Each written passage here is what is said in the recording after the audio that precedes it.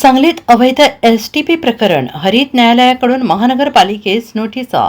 सांगली मिरज कुपवाड महानगरपालिकेकडून चालवण्यात येत असलेल्या सांडपाणी प्रक्रिया प्रकल्पाच्या एसटीपी अवैध संचलनाबाबत गंभीर पर्यावरणीय प्रश्न उपस्थित करत सृष्टी संवर्धन फाउंडेशनतर्फे दाखल करण्यात आलेल्या याचिकेवर हरित न्यायालय पुणे येथे सुनावणी पार पडली। या प्रकरणी न्यायालयाने महानगरपालिकेचे आयुक्त, सांगली जिल्हाधिकारी तसेच महाराष्ट्र प्रदूषण नियंत्रण मंडळाच्या प्रादेशिक आणि उपप्रादेशिक अधिकाऱ्यांना नोटिसा बजावण्याचे आदेश दिले आहेत। ही याचिका रवींद्र वळवडे यांनी दाखल केली असून सांगली येथील सर्वे क्रमांक 334-123 हनुमान नगर गुलाब कॉलनी 100 फूट रोड परिसरातील 23.5 MLD क्षमतेच्या एसटीपी प्रकल्पाविरोधात ती आहे। महानगरपालिकेने महाराष्ट्र प्रदूषण नियंत्रण मंडळाची आवश्यक परवानगी न घेता हा प्रकल्प सुरू ठेवला असल्याचा आरोप याचिकेत करण्यात आलेला आहे। दरम्यान महानगरपालिकेची नदी प्रदूषणाबाबतची उदासीनता पुन्हा एकदा समोर आली असून प्रशासन आता ठोस पावले उचलणार का याकडे नागरिकांचे लक्ष लागून राहिले आहे। मी रवींद्र कुबेर वळवडे, सृष्टी संवर्धन फाउंडेशन अध्यक्ष। आज हनुमान नगर 100 कोटी रोडवरील महानगरपालिकेचा STP जो सध्या बंद आहे या संदर्भात हरित न्यायालय पुणे येथे दावा दाखल केला होता। त्याची आज सुनावणी झाली। या सुनावणीमध्ये न्यायालयाने आज जिल्हाधिकारी कार्यालय, प्रदूषण महामंडळ, महापालिका या सर्वांना नोटिसा काढलेल्या आहेत। या 23.5 MLD STP मध्ये महाराष्ट्र प्रदूषण मंडळाची परवानगी नसताना हा STP सुरू होता, पण तो पण आता बंद आहे। यापूर्वी मी 3 वेळा तक्रारी दिल्या महाराष्ट्र प्रदूषण नियंत्रण मंडळाला।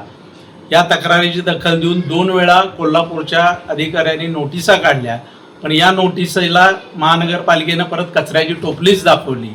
त्याच्यावर पुढं काही कारवाई झालेली नाही आणि इथून जे सांडपाणी जे जातं तिथं नुसतं दाखवलं जातं की सांडपाणी तिथं प्रक्रिया होते, पण तिथं प्रक्रिया न होता हे सांडपाणी सरळ गटारी म्हणजे सांडपाण्याच्या माध्यमातून नाल्यातून डायरेक्ट कृष्णा नदीत मिसळते व परत नागरिकांच्या आरोग्यांचा या सांडपाण्यामुळे धोका उत्पन्न झालेला आहे।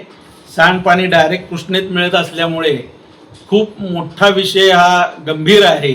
यापूर्वी वारंवार तक्रारी देऊन हा विषय महानगरपालिका प्रशासन अधिकारी याला जबाबदार आहेत, ते याच्यावर कारवाई करत नाहीत।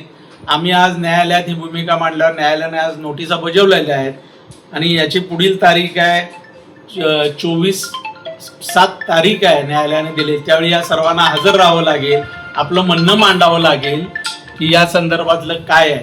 आमची न्यायालयाला विनंती एवढीच होती की या संदर्भात जे काय प्रोसेस आहे ते व्यवस्थित करून हा प्लॅन्ट व्यवस्थित चांगल्या क्षमतेनं सुरू करून हा जो नागरिकांच्या आरोग्याशी खेळायचा विषय आहे तो बंद करावा आणि हे जे अधिकारी कोण ह्याच्यात काम करत आहेत यांच्यावर कठोर कारवाई करून की बाबा यांना दंड करावा आणि यांच्यावर महापालिकेनं सुद्धा कारवाई करावी अशी आमची या हरित न्यायालयामध्ये विनंती केली आहे।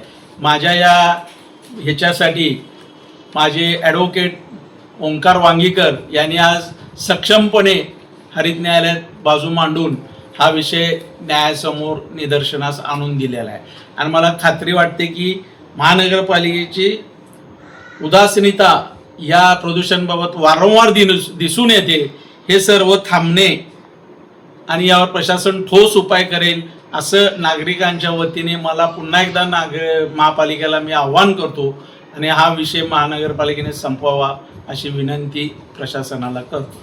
Bureau report SPN Marathi, Sangli.